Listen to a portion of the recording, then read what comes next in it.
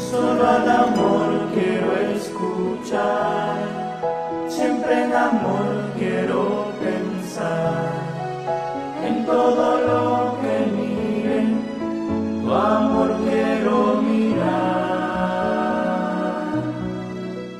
Al yo consentir en mí la vida del divino querer, voy encerrando estas cualidades divinas y las defiendo en el sentido de que las hago vida mía, las hago práctica mía, las hago atributos míos, porque el querer divino me los regala. Claro, parte de eso, muy bien. Entonces el acto vuelve a Dios, el acto en su divina voluntad, pero nos quedan los atributos divinos a nosotros. Quedan la copia, los reflejos, muy bien, claro. No los encerramos completos porque no somos Dios, no, es imposible, ¿verdad? Pero queda la copia, exacto, y se van desarrollando. Y eso es una de las cosas que vamos a descubrir en este evento. ¿Qué es lo que desarrolla en nosotros la copia, que hace más amplios, más bellos, más extensos los atributos divinos en nosotros? El girar y el hacer actos en divina voluntad. Eso es lo que vamos a descubrir en el próximo apartado. O sea, que influiríamos incluso en la creación actual, de que se harían más bellas los árboles, las flores, todos y... No. Eso es inmutable. Cada cosa creada es lo que es y es bella ya en sí mismo porque tiene la copia de su creador. Y es un acto, le dice Jesús a Luisa, cada obra de la creación es un acto que ni crece ni decrece. Es decir, el fiat eterno lo diseñó, lo plasmó así y lo conserva creado de esa manera. ¿Qué es lo que nosotros le prestamos? Pero eso es teoría de los giros, pero vamos a decirlo. ¿Qué es lo que nosotros le prestamos a las obras de la creación por virtud del querer santo? La voluntad. Nuestra voluntad y nuestra voz. Muy bien, María. Eso. Nuestra voluntad y nuestra voz. Y por lo tanto la creación se hace parlante, porque Jesús le dice a Luisa, en su mudo lenguaje la creación me repite, gloria mía, Dios mío, Señor mío. Pero falta la voz de la criatura que movilizara y multiplicara los bienes que el divino querer coloca en cada cosa creada y que se los entregara a Dios. Es decir, la creación fue diseñada para tener una cabeza. La creación es acéfala. Por eso dice San Juan, ¿es San Juan o San Pablo? San Juan, la creación gime con dolores de parto, esperando ver la plena manifestación de los hijos de Dios. Ahí está la divina voluntad. Yo la veo ahí perfectamente reflejada y encajada en la palabra de Dios. La creación, y es la creación lo que dice San Juan, no otra cosa. Además que el libro del Apocalipsis es pura creación moviéndose en las imágenes de la sabiduría del libro del Apocalipsis.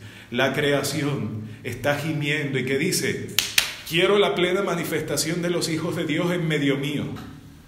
¿Qué es eso? Puro libro de cielo. Claro. Porque la creación está acéfala. La creación no tiene al hombre como corona de ella, que la tomara en un puño y le dijera a Dios, aquí te la entrego, como gloria y homenaje, con lo que tu querer hace en ella. Pero padre, eso en un principio con Adán lo tuvo. ¿Cómo? Con Adán lo tuvo. Ah, claro, hasta un cierto tiempo. Hasta que con Adán y con Eva. Sí. Y con Luisa. Y perdone que haga la acotación, pero no tiene ninguna connotación sino esta. Porque en el mundo de la divina voluntad se dice que Eva no vivía en la divina voluntad. Cosa que está fuera del magisterio de la Iglesia y que además es ilógica. Porque si Dios creó una hormiguita en divina voluntad, ¿cómo no va a crear a Eva? si Dios creó una hormiguita en divina voluntad, ¿cómo va a ser a imagen y semejanza suya una mujer fuera de la divina voluntad? Vamos, reaccionen, niñas. Digan, ¿cómo es eso posible? No puede ser, pero no puede ser. Si esto sucede en el orden natural, mucho más fácil puede suceder en el orden sobrenatural de mi voluntad. El alma, con el entrar en ella, forma un solo acto con la divina voluntad. Y como connatural, toma parte en lo que ella hace y contiene. Ajá. Mucho más que el alma, para vivir en mi voluntad, primero es despojada de las vestiduras del viejo Adán culpable y es revestida por las vestiduras del Adán nuevo y santo. Su vestidura es la luz de la misma voluntad suprema, en la cual le vienen comunicados todos sus modos divinos, nobles y comunicativos a todos. Esta luz le hace perder las facciones humanas y le restituye la fisonomía de su Creador. ¿Qué maravilla entonces en que tome parte en todo lo que posee el divino querer, siendo una la vida y una la voluntad? Por eso sé atenta, te recomiendo que me seas fiel y tu Jesús mantendrá la batuta de hacerte vivir siempre en mi querer. Estaré en guardia a fin de que jamás puedas salir de él. Qué interesante capítulo. Bien, ¿qué nos dice? ¿Qué les dice a cada uno ese capítulo? Y yo después le voy a decir 3 cosas importantes.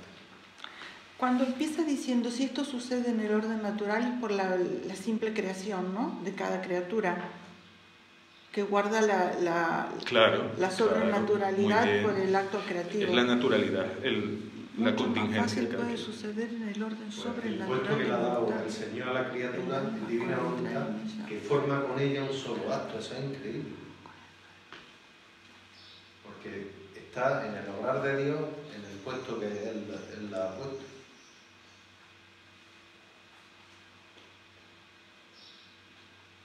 Su vestidura es la luz de la misma voluntad suprema en la cual le vienen comunicados todos sus modos divinos, nobles y comunicativos a todos. Es como la fusión con él, la fusión total con la divina voluntad. Muy bien. Dice que restituye la fisonomía de su creador. Muy bien. Y eso tiene un poco que ver con lo que leíamos antes de María Santísima, ¿verdad? Corona y defensa. Pero él lo pone como muy fácil y con natural, pero... Sí, pero vean, interesante comentario. Una pregunta maliciosa para todos. ¿Es difícil entrar en la divina voluntad? No es difícil, pero vivirla es... Tenemos que tener fe. Nuestra voluntad es el día a día. Desde que me levanto hasta que me voy a dormir, porque es que es una lucha constante. Mi voluntad, someterla al Señor siempre. Y eso a veces es duro, porque a muchas veces cuando me doy cuenta, ya he hecho lo mío, digo, y siempre estoy pidiendo perdón, pero tengo que aprender a vivir en la voluntad de Dios. Para mí eso es muy importante. Yo no lo veo con natural, que me disculpe el Señor.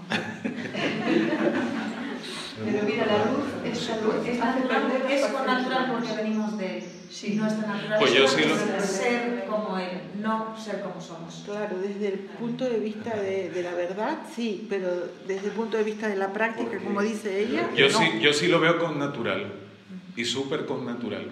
Pues si yo entro en la divina voluntad y digo, oh Jesús, en tu querer, corra en tu sangre preciosa, mi te amo, te adoro, te bendigo y te agradezco, por mí, por todos y por todo.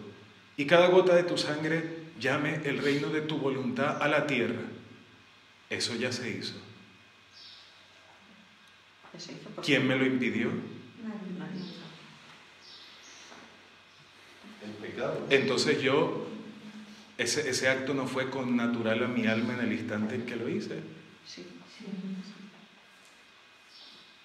Entonces, ¿qué es vivir en la divina voluntad? Es eso. Es hacer actos y dejar que ellos haga ese primer movimiento de nosotros y nosotros unirnos a ese. ¿Qué es vivir en la divina? Otra pregunta maliciosa. ¿Qué es lo que más les cuesta a todo el mundo entender? Vivir en la divina voluntad es en un primer momento un acto moral. ¿Me porto bien? ¿Me porto mal? No, eso. Entonces, ¿qué es? Es un estar llamando permanentemente a la divina voluntad. Lo que pasa que yo digo que no es con natural, porque estamos acostumbrados a que el chip funcione como yo. Yo hago esto, yo hago lo otro, yo. Y entonces no me sale naturalmente llamarla permanentemente a ella. En eso sí. Es decir, que tú no pones, o sea, tú no la llamas como cabeza de tus actos. Es decir, ven divina voluntad mi acto de cocinar, Sí. por ejemplo. Eso, ¿te refieres a eso Sí. solo? Bueno, eso es cuestión de metodología y de práctica. Pero la respuesta para esto que dice Gabriela es, como yo soy nuevo en la divina voluntad, Sí. entonces Jesús sabe que me tengo que acostumbrar a llamarla. Y por lo tanto es un aspecto metodológico y de hábito espiritual, y que yo voy logrando en la medida en que me esfuerzo. Es decir, en que estoy fiel y atento, como le dice Jesús a Luisa. Está fiel y atenta para que ni un acto se escape de los confines de mi querer eterno. Entonces, si yo me acostumbro, como todo hábito espiritual, si yo quiero rezar el rosario todos los días, al principio a la gente le cuesta mucho el rosario diario. Entonces tiene que hacerse fuerza. Pero llega un momento que el rosario se hace, como dice nuestra madre en Medjugorje, una necesidad. De tanto que tú lo rezas. La vida espiritual, mis hermanitos, y esto es teoría de toda la vida de la Iglesia, la vida espiritual son hábitos. Por eso los horarios no son solo para los monjes. Los laicos, los seglares necesitan una cierta metodología, un cierto orden en la vida espiritual para crecer, para desarrollarse. Entonces, toda la vida espiritual son hábitos, todo. Y Dios actúa, la gracia de Dios actúa a través de los hábitos. Por eso es que ustedes y yo y todo, y el Papa, todos tenemos que trabajar para hacer buenos hábitos espirituales. La virtud en realidad es eso, ¿no? Repetición de actos. Muy bien. Hay veces que el mundo pues, te tira, lo dice ella, te lleva por el mundo. ¿Por qué? Por tus hijos, por cosas que hay, pues a veces son cosas mundanas y te entra. Claro. La luz que habla, la vestidura de luz de la misma voluntad suprema, ¿es una vestidura espiritual solo o también se refiere a como era Adán, que lo formó corporalmente? Yo me imagino que como Jesús y María, que son él la misma voluntad de Dios, la divina voluntad misma, y ella la criatura más plena del divino querer, y exteriormente no se les veía.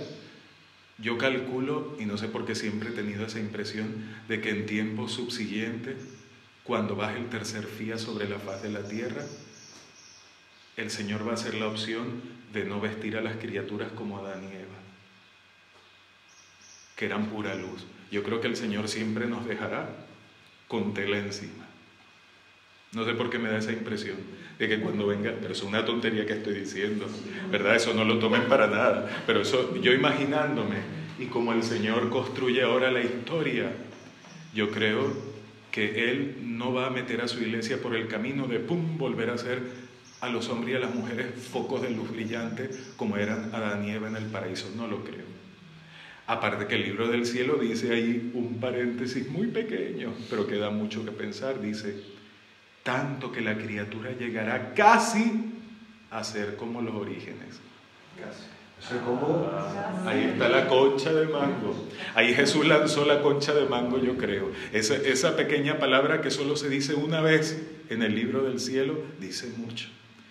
Cuando baje el tercer fía, y el tercer fía sea la vida del mundo y de la iglesia y de las almas, la criatura llegará a ser casi. Fíjense, Luisa, a Luisa no se le vio un rayo de luz por ninguna parte. Más bien, Jesús le dice, el alma que vive en mi divina voluntad no tiene nada de externo, a diferencia incluso de los grandes santos. Para el alma que vive en mi divina voluntad, dice el libro del cielo, todo está reservado entre ella y yo.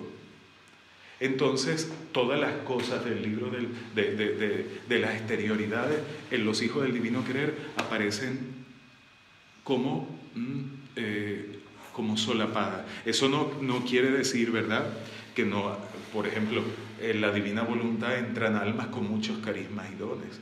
Y es posible que a través de los hijos del cielo Jesús también guste pues hacer cosas bonitas y quizás estrepitosas, porque si hay un sacerdote por ahí que tiene, o un seglar que tiene el don de hacer milagros, pues por el hecho que entre la divina voluntad, los milagros no van a parar. Solo que lo más llamativo, lo más significante de la vida de un hijo del divino querer no son las cosas externas, sino el hacer actos y el girar en los confines de la divina voluntad. Claro, es que se empieza nada más que por el primer volumen. Luisa, ¿cómo se dirige a Jesús? Jesús, mándame tu luz a mi entendimiento para que tal. Mándame tu luz a mi corazón para que tal. Y ahora el centro, quiero ir al centro y De tu dice, querer. mi sol Jesús. O sea, es que parece desprender luz los escritos por todas partes. Sí. Muy bien. ¿Quién lee? Y mientras esto decían en voz alta, Jesús continuaba rezando y yo lo seguía. Y juntos nos hemos encontrado delante a la majestad suprema. Oh, cómo era bello rezar con Jesús. Todas las cosas quedaban investidas por sus palabras y sus actos, y cómo su voluntad se encontraba por todas partes, y en cada cosa creada. Por doquier se oían repetir sus palabras creadoras, sus adoraciones y todo lo que hacía. Yo me sentía empequeñecer más junto a Jesús y estaba toda maravillada. Entonces él agregó: hija mía, no te maravilles, es mi voluntad que, equivocándose, mientras reina en Dios, al mismo tiempo reina en el alma, y con sus modos divinos reza, ama y obra en ella. Por eso nos resulta imposible no estimar, no amar, no escuchar nuestra voluntad, equivocada en la criatura. Es más, solo ella nos lleva como en regazo nuestra alegría, la felicidad, el amor que desbordó de nuestro seno, en nuestra obra ad extra de la creación. Nos repite la fiesta, nos renueva el gozo que sentimos al crear tantas cosas bellas dignas de nosotros.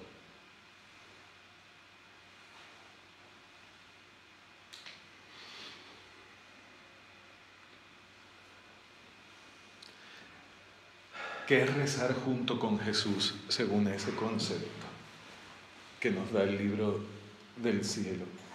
¿Qué es rezar junto con Jesús? Que su voluntad se diloca en nosotros. Ah, muy bien. Entonces, la oración adquiere aquí, sin pormenorizar lo que nosotros ya sabíamos de ella, sino agregándole este bello elemento, la oración adquiere aquí una cualidad importantísima en lo que se trata de orar. Es decir, para Luisa orar era ponerse en contacto con Jesús en el ámbito de su voluntad. Entonces, para Luisa, la percepción que Luisa tiene de la oración es que Jesús, como si volviera a crear las cosas, las inviste con su palabra. Como si volviera a hacer todos sus actos al mismo tiempo, las inviste con sus actos. Y Luisa percibía que esta voluntad que se encuentra en todas partes y en cada cosa creada, repetía lo que Jesús hacía continuamente. Es decir, que cuando Jesús ora, entre comillas, ¿qué es lo que hace el sol? Brillar. ¿Qué es lo que hace el cielo azul? Extenderse en el firmamento. ¿Qué es lo que hace cada estrella? Titilar. ¿Qué es lo que hace cada animalito? Moverse y producir sus sonidos, ¿verdad? Y sus procesos biológicos. Es decir, que lo que hace el Señor es como si volviera a ser la creación. ¿Y cuál es la maravilla del orar en la voluntad de Dios? Es decir, del actuar, porque orar y actuar en la divina voluntad son sinónimos en el libro del cielo. Aparecen concatenados, son conceptos que no se separan. Orar, es decir, girar, llamar a la divina voluntad mis actos. Y hacer esto es como si fuera una sola cosa en el libro del cielo. Aunque también en el libro del cielo Jesús le dice, cuando oras, cuando comes, cuando sufres, diferencia el acto de oración de otros actos. Pero orar en el modo amplio, es decir, como dinamizar la divina voluntad, como Jesús me lo enseña en el libro del cielo, tiene esta connotación especial. Actuar, girar, es decir, es como contemplar, como reconocer lo que Jesús hace en todas sus cosas, y Jesús profiriendo su palabra creadora y conservadora, que es su querer, es como si le dijera a la criatura, mira lo que yo hago, ven, ora, es decir, ven, haz junto conmigo. Y le dice después a Luisa, no te maravilles, porque mi voluntad Y esto está en amarillo porque este es uno de los modos divinos y uno de los esenciales de cómo la divina voluntad actúa en el alma de la criatura, mi voluntad bilocándose. ¿Qué significa bilocarse? ¿Qué es bilocar? Estar en dos sitios.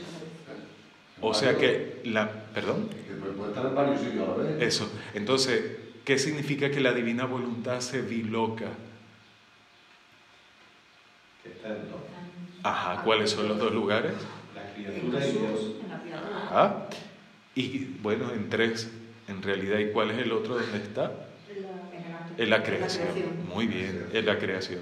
Pero por supuesto en nosotros está creciente, conservante y con el deseo de llevarnos a su triunfo de la posesión total. Y en las cosas creadas ya está estática, solo conserva. La divina voluntad es creadora y conservadora en el resto de la creación, y en el hombre es creadora, conservadora y multiplicadora, creciente. Es una virtud añadida en la criatura humana que no posee el resto de la creación. Entonces fíjense, mi voluntad bilocándose mientras reina en Dios, al mismo tiempo reina en el alma y con sus modos divinos reza, ama y obra en ella.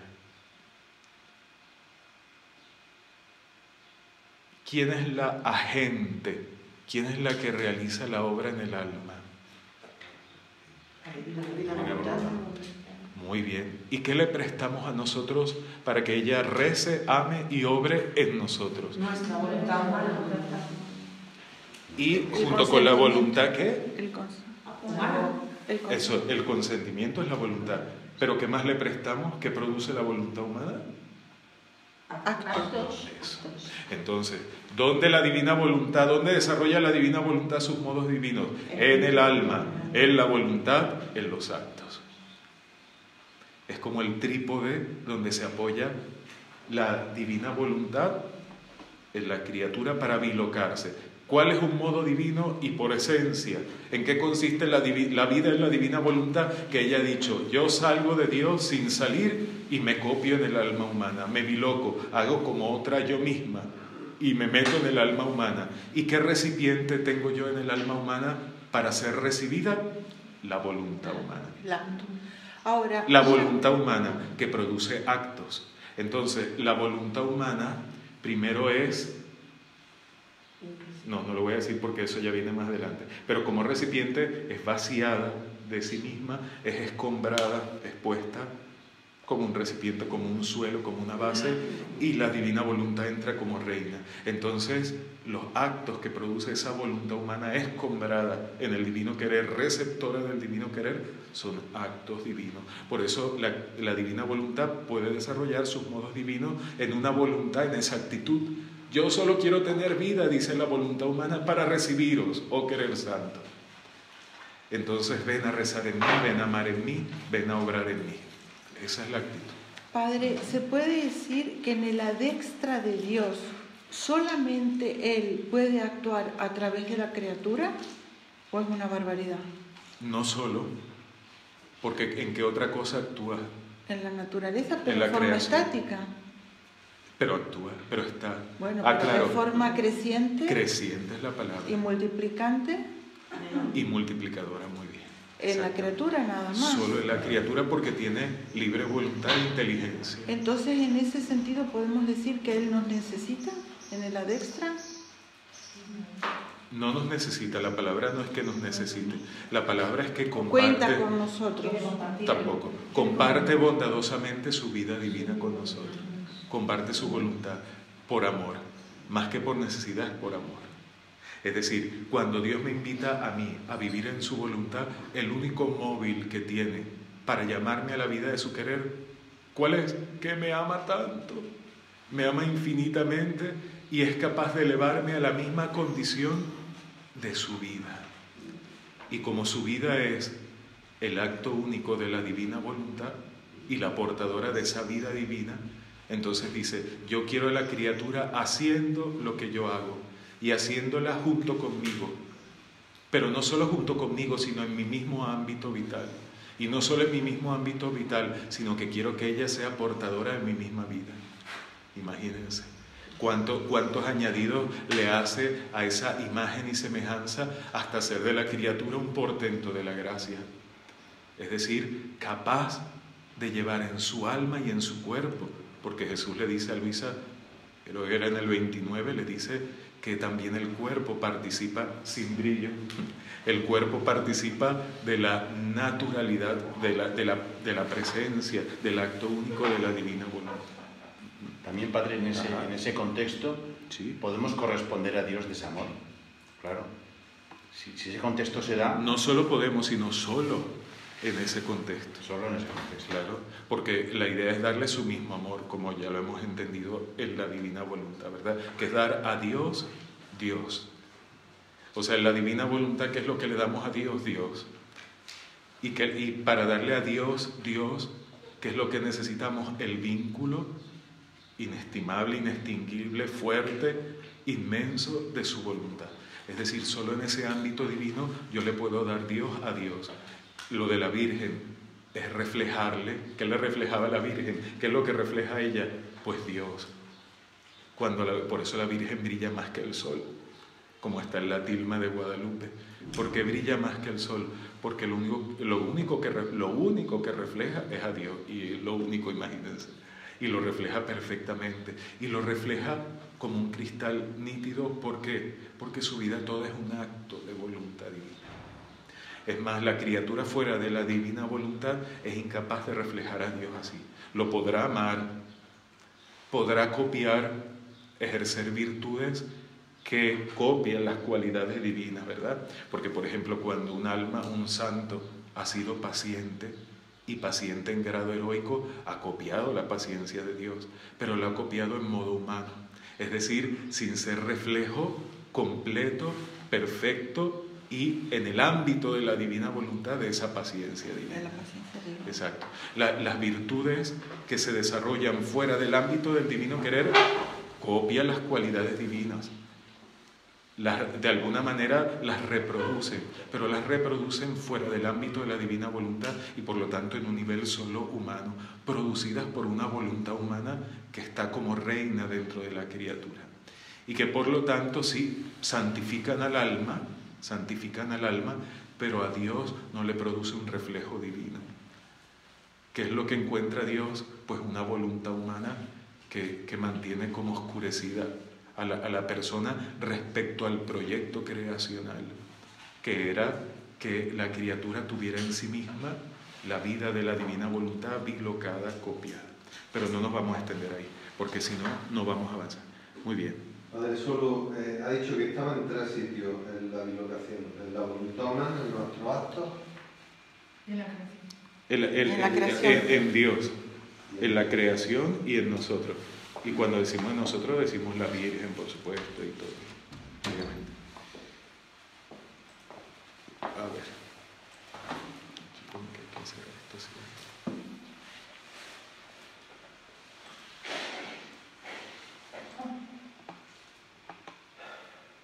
Muy bien.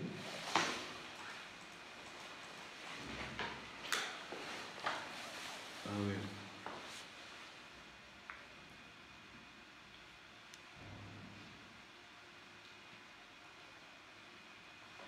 Sí, vamos a leer.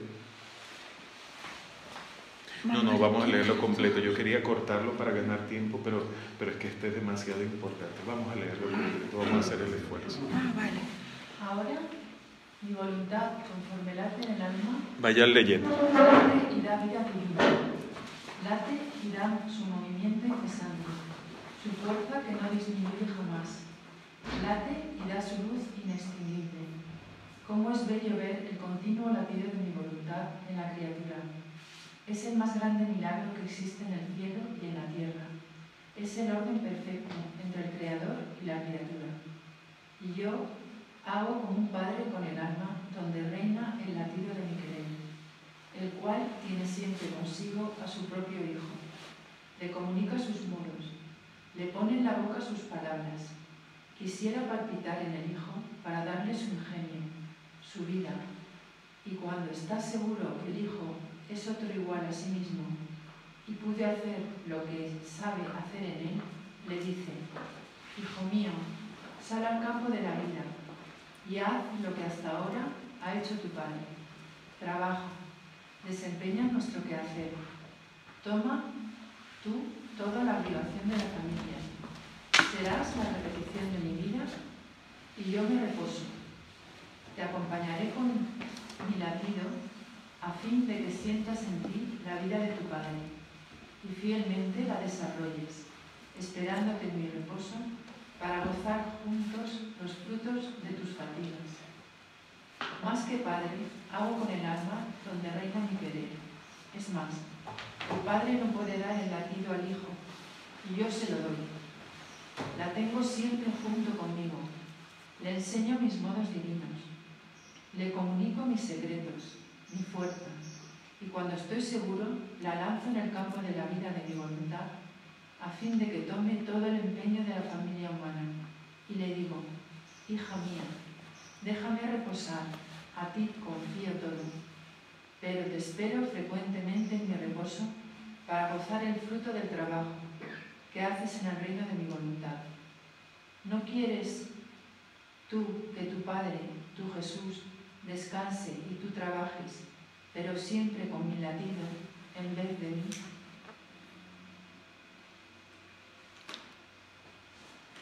Entonces, esto de los modos divinos, es decir, que Dios le preste, le dé, le ceda a la criatura, y aquí le ponemos una connotación un poco más afectiva,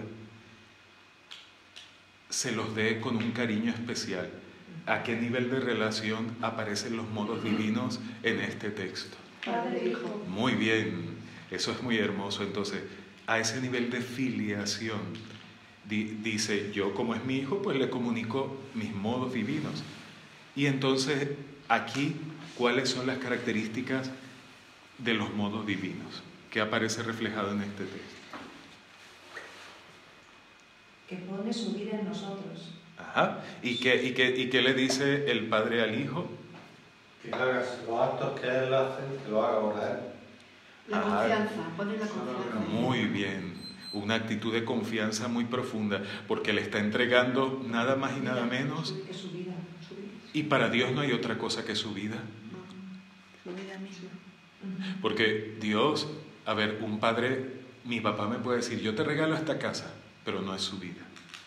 En cambio, este Padre del cielo mío me dice: yo te puedo regalar lo único que tengo, pero imagínense qué es lo que Él tiene. Su divinidad, su vida misma. Entonces, para eso me entrega la vida con que Él vive, su vitalidad. Y me dice: yo quiero que vivas la misma vida que vivo yo. Imagínense cómo es Dios. Y para eso es como si te volviera a crear. Cuando tú entras en la divina voluntad, miren qué bonito. Es como si Dios te volviera a crear y te dice: ahora vuelve a salir a vivir. Y aquí hay un poco de viejito. ¿Ah? Así que siéntanse que cuando entran en la divina voluntad, todos los que están aquí viejitos es como si volvieran a nacer. Ay, qué bueno que levanta la mano. Eso. ¿Quién es más viejito? Levanta la mano. ¿Quién es viejito aquí? Sin pena. Eso.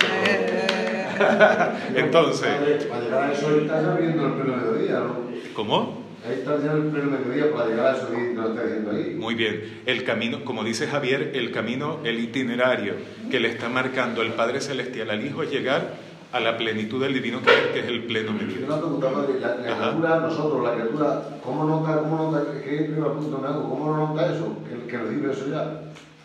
Yo eso pregunto a mí, me dijo que el principio está en la paz interior, no perder la paz interior. Sí, las cartas de Luisa señalan dos cosas muy inmediatas que produce la vida del divino querer casi al entrar. Me imagino yo que con el paso de algunos meses. Primero, una paz que se hace casi, ¿verdad? Casi imperturbable, y una fortaleza en el sufrimiento especial. Esas son las dos cualidades que en el libro del cielo se desarrollan y que en las cartas de Luisa aparecen así escritas taxativamente, ¿verdad? Paz, una paz muy especial, un ámbito de paz que rodea a la criatura, aparece en el libro de la Virgen también de un modo bien marcado, y luego una especial fortaleza en el sufrimiento. Son las dos cualidades. Y una perfección en la caridad, ¿no? No, hijo, eso ya es Ese es un estadio siguiente. Eso es como una de las metas. Es uno de los frutos más logrados, el haber alcanzado una caridad perfecta. Eso me imagino yo que será para las almas que lleguen al pleno mediodía. Porque claro, no nos hace nada más semejante a Dios que el amor, la caridad perfecta. Por lo tanto, hay que llegar a un gran estadio del vivir en el divino querer. ¿La vas apagando? Ah, sí. Ay, no, era mal momento. Bueno, luego terminas tú entonces. Sí. Ya. ¿Qué sentido tiene que le dice que recoge el fruto de sus fatigas? A ver. El hijo actúa como padre y él se reposa en ese es quien se esfuerza en la criatura, su hijo, y fielmente la desarrolla esperándote en mi reposo para gozar juntos los frutos de tus fatigas. ¿Ese es el trabajo que se hace en la divina voluntad por parte de la criatura o porque dice juntos, no sé, los actos son de Dios, ¿dónde está esa fatiga de la criatura o eso? ¿Es el mérito de la criatura en la divina voluntad?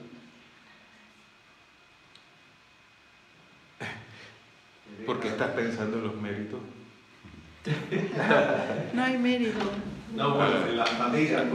Hay que apretar bien la puerta. Sigue hablando, que yo te escucho. No, tiene razón, no los méritos. Habla de fatigas, pero... ¿Cuáles son esas fatigas, no? Sí, y ¿qué se deben dice tus fatigas cuando tú estás en la divina voluntad? Pero a ver, eso también es un símil. Ah, un símil, claro. Es un símil. Sí, por eso no sabía cómo encajarlo. Luego el descanso, eso lo dice también en el Génesis. Y al séptimo día descansó. Porque Dios descansa. Ah, o sea que nosotros estaríamos en la era del descanso. Qué bueno, ¿verdad? Venga, Jesús, a descansar en mí. Sí, pero nos deja el latino para que sigamos. No, Jesús habla como si tuviera necesidad de repasar. Me resulta extraño porque Dios lo puede todo, ¿no? No sé. ¿Qué sentido tiene eso? Porque el reposo, a ver, el sentido es el siguiente, es el mismo del Génesis. Creó Dios el cielo y la tierra, hizo el mar y las estrellas, creó el mundo angélico en la luz primera y todo era perfecto. Y luego, ¿qué hizo en el día séptimo? Reposó en sus obras. Ese reposo en sus obras significa que Dios se complace en la bilocación de su voluntad. Es decir, su voluntad se mueve, opera, crea, conserva, y cuando Dios ve, echa un ojo en su mismo querer y dice, oh, mira, cuántas cosas maravillosas ha creado la omnipotencia de mi voluntad. Y mira, el sol refleja la unidad de luz de mi voluntad. El cielo extensísimo refleja la inmensidad de mi ser divino. El titilar de las estrellas refleja las cualidades diversas y los gustos de mi divino amor. Entonces Dios, ¿qué hace al ver el reflejo en cada cosa creada de su ser divino? Dice, qué hermoso soy, qué grande, qué inmenso. Y Dios reposa a través de las cosas creadas que son inferiores a Él, reposa en ellas diciendo, yo soy el que soy. Y entonces cuando Dios permite que este reposo se lo dé una criatura consciente, una criatura libre, una criatura que con voluntad le ama y se lo otorga además con carácter de hijo, pues entonces su reposo llega al éxtasis. Y verdadero reposo es para Dios crear, porque ¿qué es crear? Crear es que Dios saca de sí lo más bello que tiene, que es su vida, y la comparte con una cosa inferior a Él. Y en este caso con un hijo hecho a su imagen y semejanza. Y por lo tanto, cuando el hijo reconoce en este carácter de filiación la vida divina de su Dios, sus diferentes cualidades y el acto eterno que le permite participar de estas cualidades y devolvérselas, Dios encuentra su reposo en la obra de la creación del hombre y dice, aquí está mi verdadero reposo. Y Jesús le dice a Luis, es reposo para Dios y para el alma, porque la divina voluntad son como alas de luz divina que llevan al alma continuamente.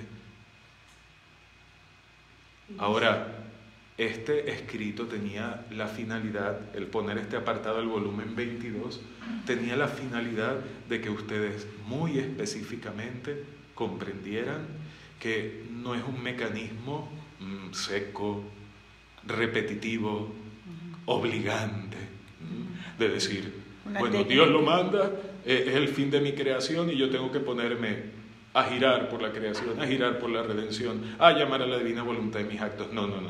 Sí y no. Es un movimiento de amor. Y que brota de la filiación con Dios. Es decir, porque Dios es mi Padre y el Padre que me engendró con un amor infinito. Entonces Dios merece que yo le devuelva su misma vida.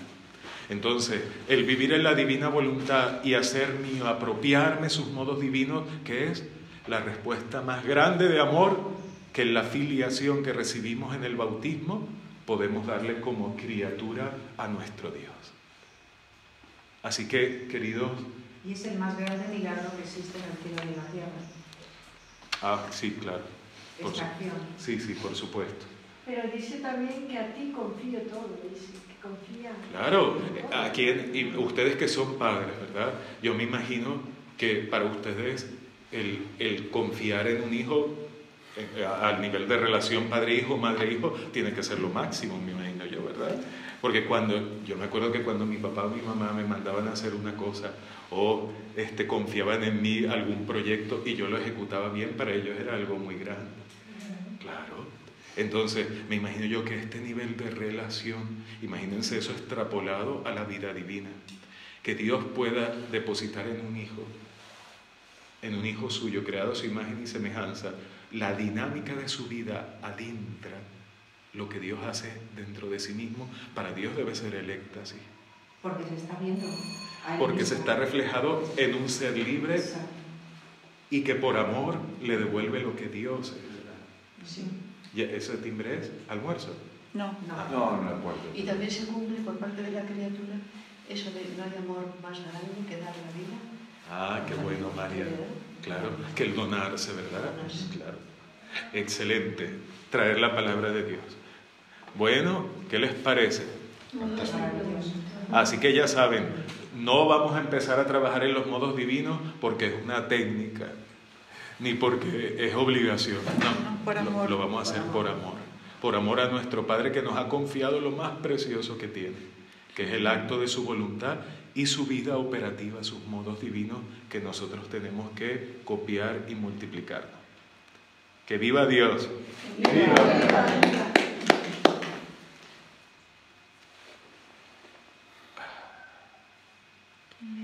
Ajá, esta es muy importante, porque aquí ya entramos como en materia de giro, en modos divinos que respectan a los giros. A ver, ¿quién quiere leer en voz alta y clara, por favor? Pedro. Estamos todos chicatos. Hija mía, como todas las cosas creadas están fijas en Dios, conforme tú en cada una de ellas pides el reino de mi divina voluntad. Así las cosas creadas se mueven en Dios y piden mi reino. Cada una de ellas forma su ola suplicante, el movimiento incesante para pedir lo que tú quieres. Y como las cosas creadas no son otra cosa que actos salidos de mi divina voluntad, dando a cada acto un oficio, así tú, conforme pides mi reino en cada cosa creada, pones en ejercicio todos los oficios de los actos de mi supremo querer, en torno al ente divino, y haces que nuestra bondad, nuestra potencia, nuestra justicia y misericordia, nuestro amor, nuestra sabiduría, pidan el reino de nuestra voluntad. Porque cada cosa creada contiene, cada una cualidad nuestra, y nosotros sentimos que nos llegan una después de la otra, olas de bondad, de potencia, de justicia, de misericordia, de amor, de sabiduría, que con modos divinos suplican, ruegan, piden el reino del fiat divino en medio de las criaturas. Y nosotros, al vernos tan asediados por los mismos actos de nuestro querer divino, nos preguntamos, ¿quién es aquella que mueve una voluntad tan grande, con todos sus innumerables actos, a pedirnos que demos nuestro reino a la criatura? Y nuestros actos nos responden, es la pequeña hija del eterno querer, es la hija de todos nosotros, que con tanto amor mueve nuestros actos a pedir lo que todos queremos. Y en el exceso de nuestro amor decimos, es la pequeña hija de nuestro querer, déjenla hacer a ella, le es dado el penetrar donde quiera, déjenle libre el paso, porque ella no hará otra cosa ni pedirá sino lo que nosotros queremos.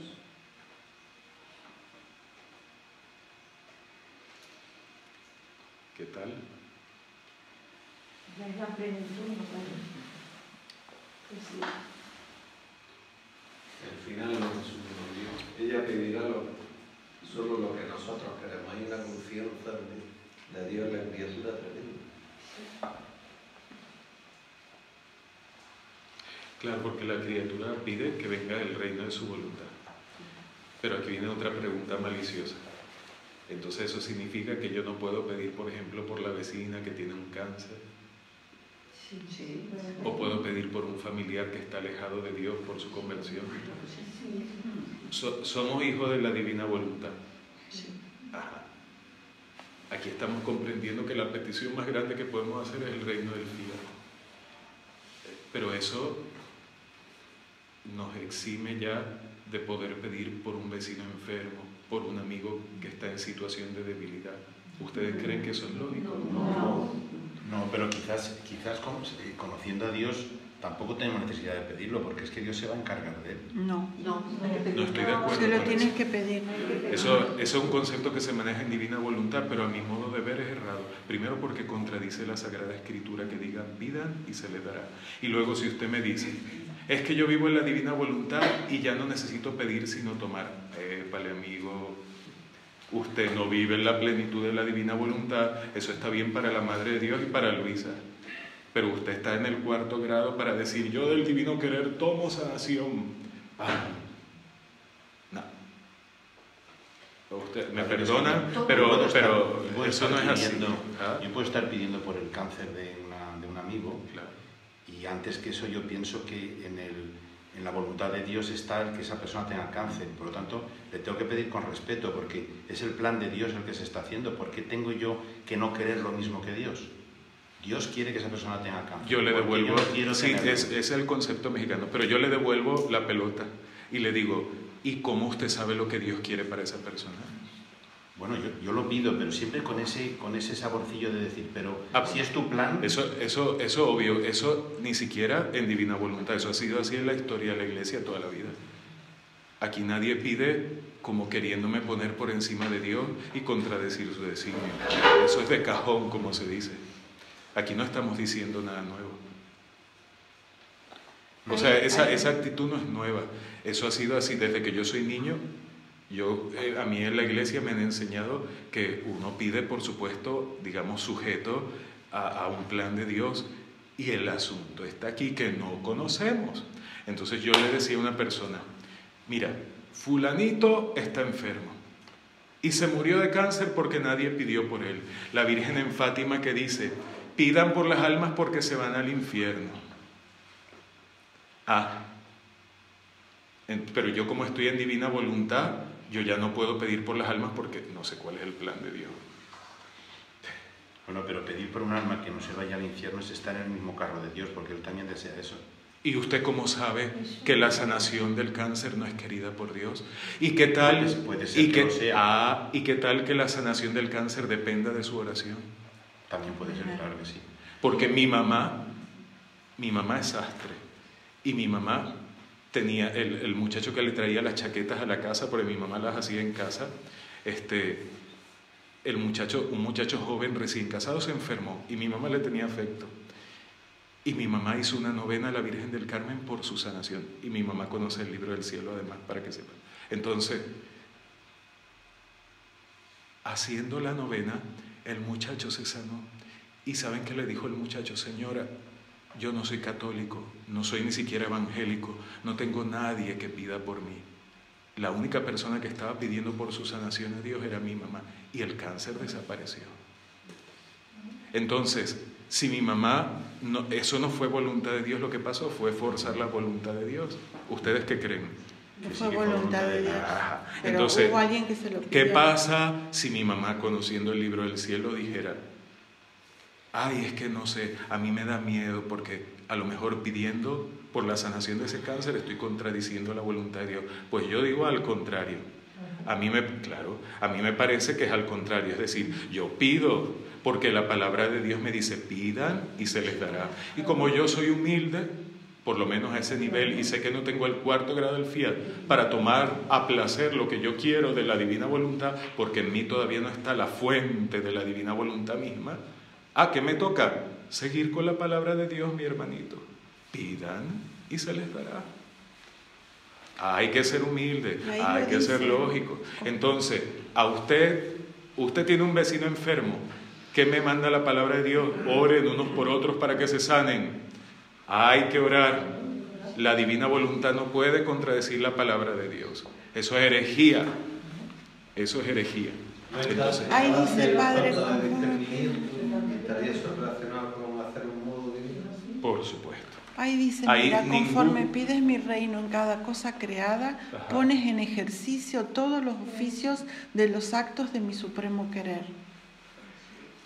O sea que hay que pedir el reino en cada cosa creada. Sí, no, pero esto es otra cosa. Aquí estamos hablando de pedir el reino. Ahorita yo aproveché el inciso para hablar de las peticiones personales. Pero una criatura, una persona como yo, es una criatura. No, pero aquí este texto habla solo de pedir el reino de la divina voluntad. Y yo lo que le estoy haciendo es que, precisamente para que no le estropeen el plan a Dios, porque aquí hay gente que tiene muchos dones y carisma, tiene don de pedir sanación. Varios aquí tienen don para alcanzar sanación a personas.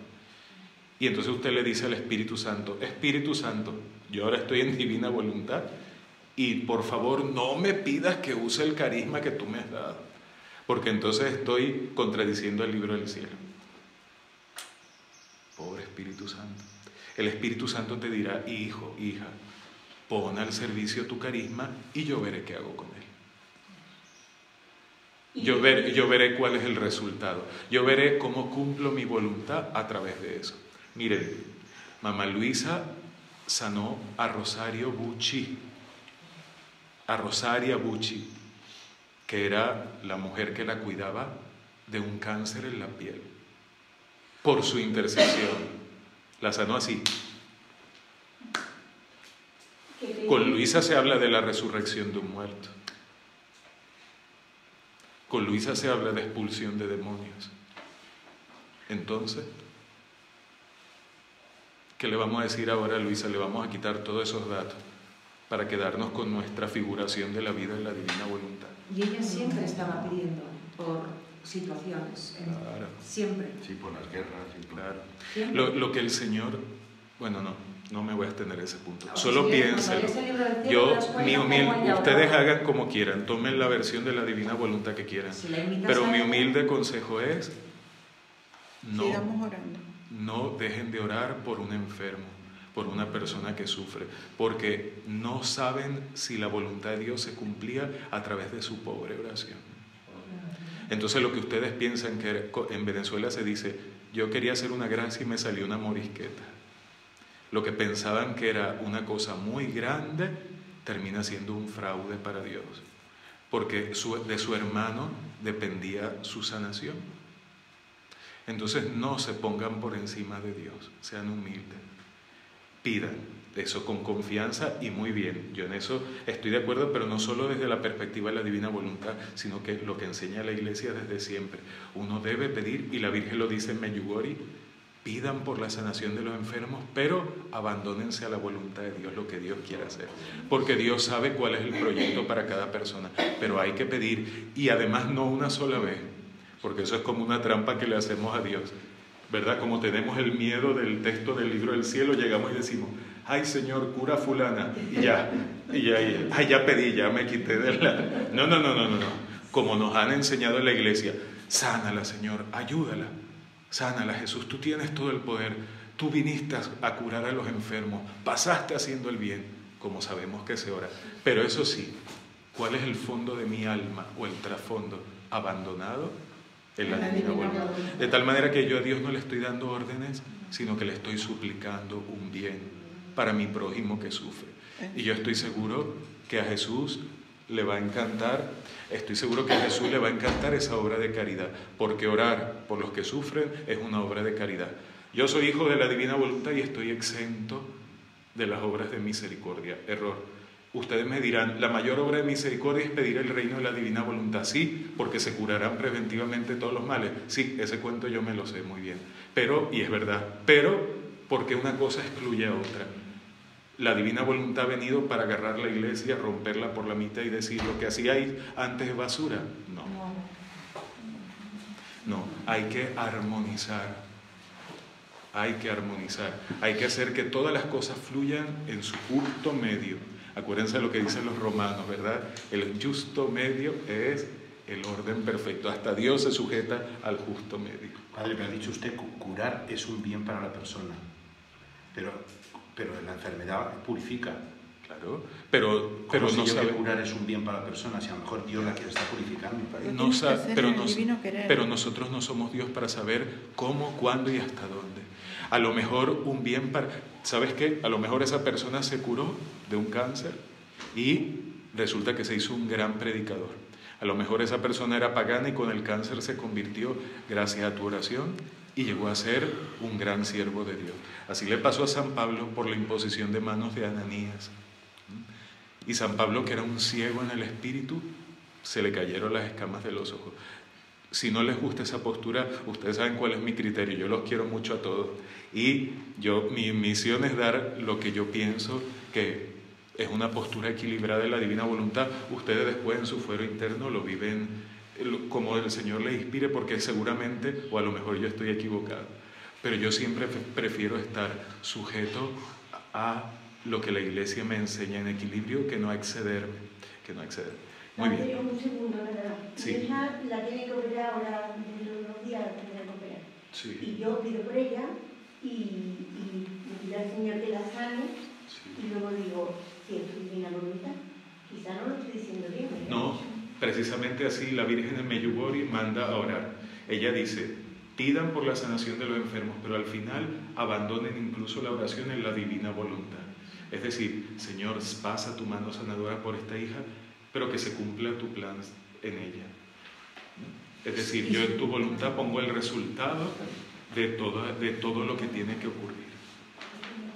Y su plan puede ser también tanto sanarla físicamente como sanarla espiritualmente, claro, como que esa alma se purifique de tal forma que claro, esa enfermedad... O sea, hay tantas formas de sanación.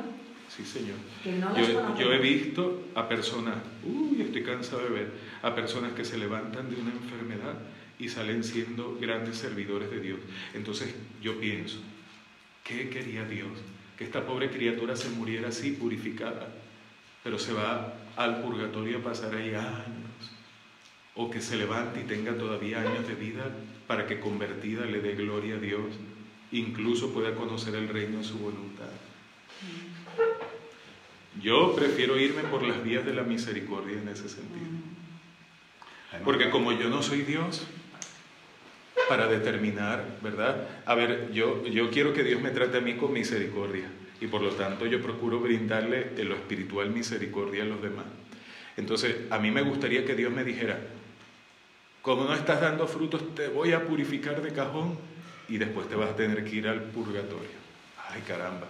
O que me dijera, hijo, te doy también para que escojas que te levante de la enfermedad, purificado por el dolor, obviamente, eso es así, y te hagas un gran siervo mío y te regalo años para que conozcas mi vida, para que sea un gran servidor de mi palabra. Yo escogería la segunda, obviamente. Entonces, como yo quiero lo mejor para mí, yo quiero brindarle a los demás lo mejor también. Ahora, como yo no sé cuál es la mente de Dios, ni pretendo saberlo, ni pretendo conocer su voluntad, la que está encerrada ahí, porque ni siquiera los grandes profetas son profetas completos. Pablo dice que la profecía que hay en la iglesia es imperfecta. ¿Eso qué quiere decir? Que hasta las personas que profetizan sobre la voluntad de Dios tienen un margen de equivocación. Nadie conoce la mente de Dios completamente. Nadie conoce su voluntad completamente. Entonces, ¿quién eres tú para decirle a Dios, yo me coloco en esta posición que por demás la iglesia decretó que es herética, el quietismo? Yo no hago nada. Estoy viviendo en la divina voluntad perfectamente. Eso para mí. Por otra parte, Padre, pienso que si conoces un poco a Jesús y le pides una cosa que no conviene, no te vas a ir con las manos vacías, te va a dar otra. Además, o va a dar una gracia a otra persona. Sí, sí. Jesús no te pone en tu corazón vamos, que no pierdes el tiempo, algo que no es adecuado. Si verdaderamente vives en la divina voluntad, no se te va a ocurrir pedir algo que no es adecuado.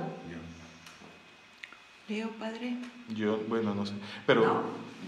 Sí, quizás. O sea, porque en un grado muy alto. O sea, toda petición, toda oración viene de Dios. Pero siempre en su divina voluntad. Claro. Siempre. Si es adecuado. Y aquí Jesús, ¿qué actitud tiene con el Hijo que le da? Una confianza total.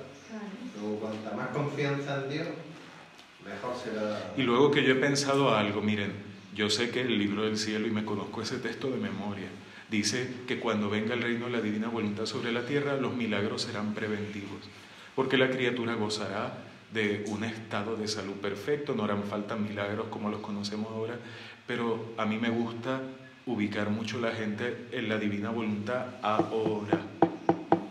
A nosotros no nos tocó ese momento, hermanitos. Caigan en conciencia, bájense de esas nubes. Nosotros no estamos en esa época. El tercer fiat no ha bajado a la tierra. Nuestra contingencia es redentora todavía, plenamente redentora. Tenemos que pedir que venga. Claro. Tenemos que pedir que venga, pero luego somos hijos de la iglesia y tenemos al lado una persona enferma, y si yo sé que tengo don de sanación, yo no lo voy a usar para hacerle un bien a la persona. Ay, no, yo eso no lo puedo entender. El mismo Señor en el borde de los olivos pidió que pasara en este cáliz y no pasó, pero el Señor le mandó un ángel que le confortó. A lo mejor por esa misma oración. Entonces, no, pero eso tiene que pasar. O puede que la persona no sepa que tiene ese don de sanación. Sí. Bueno, continuamos, por favor. Sí. Después de esto estaba pensando en cómo Jesús bendito debía hacer venir el reino de su voluntad. ¿Cómo podía la criatura abrazar todos juntos sus conocimientos? Y casi todo de un solo golpe, bienes tan grandes, modos divinos, belleza y santidad que contienen los reflejos y la semejanza de su Creador. Pero mientras esto pensaba, mi amado Jesús se ha movido en mi interior y me ha dicho: hija mía, la criatura es por naturaleza suya que no puede recibir un bien grande, una luz que no tiene confines, todo junto, sino que lo debe tomar sorbo a sorbo, esperando que se pase el primer sorbo para tomar el siguiente. Y si quisiera tomar todo junto, pobrecita, se ahogaría y sería obligada a sacar fuera lo que no puede contener, esperando que primero digiera aquel poco que ha tomado, que corra como sangre en sus venas, que se extienda aquel humor vital en toda su persona, y después se disponga a tomar otro sorbo. ¿No ha sido este el orden que he tenido contigo? Manifestarte poco a poco, comenzando por las primeras lecciones, después las segundas, las terceras, y así poco a poco lo demás que respecta a mi eterno fiat. Esta es la metodología, ¿no? ¿Qué les dice? Poco a poco. Que no tenemos, poco a poco. No tenemos que ponernos ansiosos tampoco, ¿no?